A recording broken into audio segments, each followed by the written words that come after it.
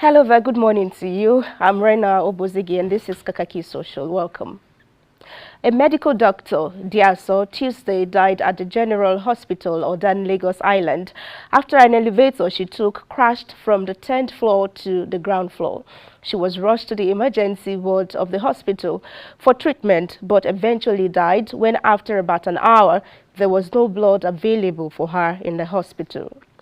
The claims by her colleagues on social media are that the elevator has been malfunctioning for 6 years now, but they've always been told to either stand far from the entrance, not more than 2 of you should use it at a time, to help the elevator arrive without hanging midway.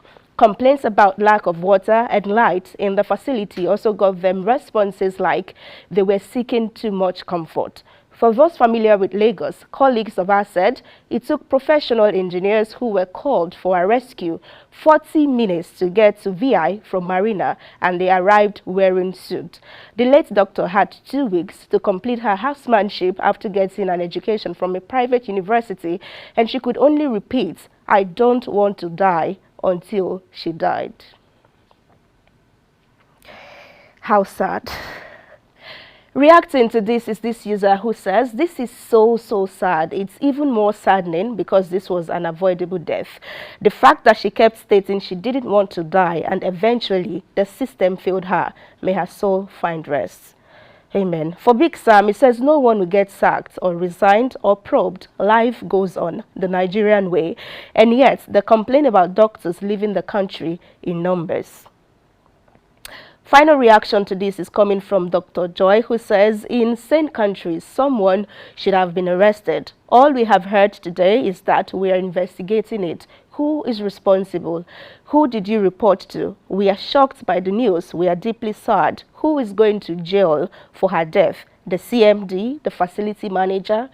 These are questions that need answer. But I do know that the state governor responded on Twitter yesterday, and he said he's sad, expectedly, and he says investigation, of course. He blamed it on facility mismanagement or something as that.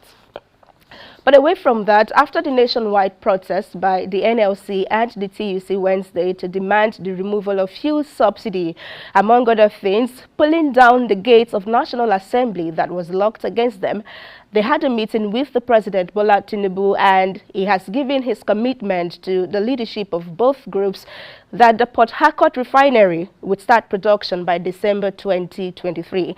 According to a statement by the President of the NLC and the TUC, the engagement with the President was fruitful, and so they've cut off the strike, and that immense mileage was obtained with regards to the issues that pushed down the work of the Presidential Committee on Subsidy Removal and necessitated the protests. For Meshach, in reaction to this, he says, "Did you embark on a protest because of the Port Harcourt refinery? Which kind of NLC chairman is this?" This user also says, "If there's anything worse than subsidy, wasting public funds on any of the refineries is it. Since Abacha years, federal government has been pumping billions into the refineries, and to date, there is nothing to show for it. Any additional billions spent there will go down the drain." For Edward, he says, "This NLC na real scam. Una want tell me say Tinubu tell una this, una can't believe, and the same una say Tinubu lie about the 1 trillion naira saved. Una no go stop to collect bribe." And finally, Mickey says, "Them just do one day and dialogue.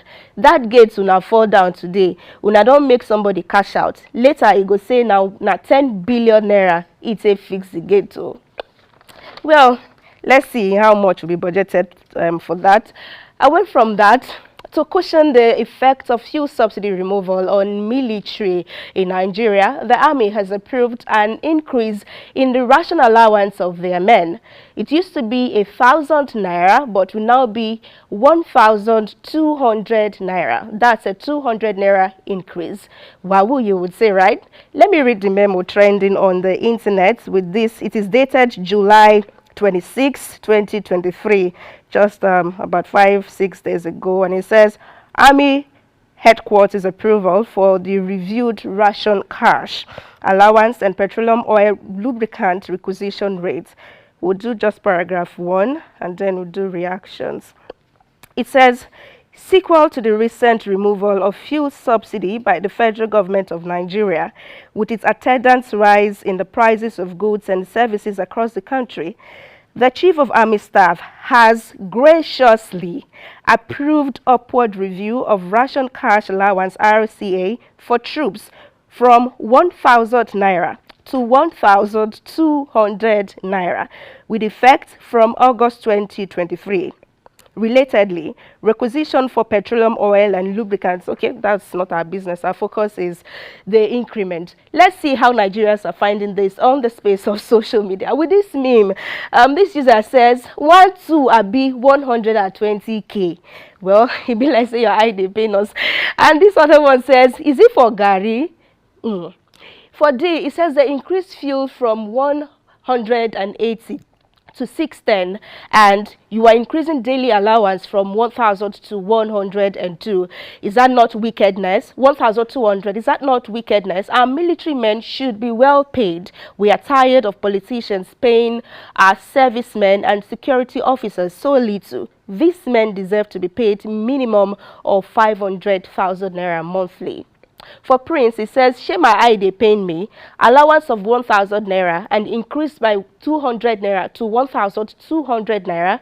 This country, these are guys constantly risking their lives for Nigeria, but politicians, the National Assembly, collecting millions of Naira by shouting aye and nay. Or that point, if you don't get it, when they say, let the eyes say, what did they even say again? Those in support say eh, and the other one say nay. And then Anthony says, I pity who soldiers go catch this period. Like, you really have to be deliberate this time. If they call you, you know answer.